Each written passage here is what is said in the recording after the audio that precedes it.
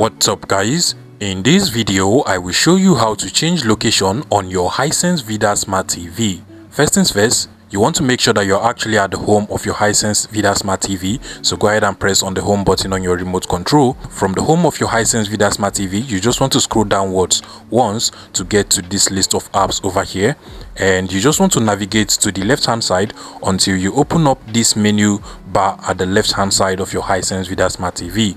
Now navigate to the left hand side, and now that the menu bar is opened, you just want to scroll downwards to the settings icon over here, select that, and from the settings of your TV you just want to scroll downwards until you get to the system settings over here, select that. Now scroll downwards until you get to the language and location settings, select that, and then from here you should be able to change the location of your Hisense Vidaa Smart TV. So you can go ahead and select location over here, and then select any other country you want as your preferred location for your Hisense Vidaa Smart TV. In this case, I'll go ahead and select Ghana over here. Now doing this obviously will log you out of your Hisense Vidaa Smart TV account, so just go ahead and click on the continue button over here.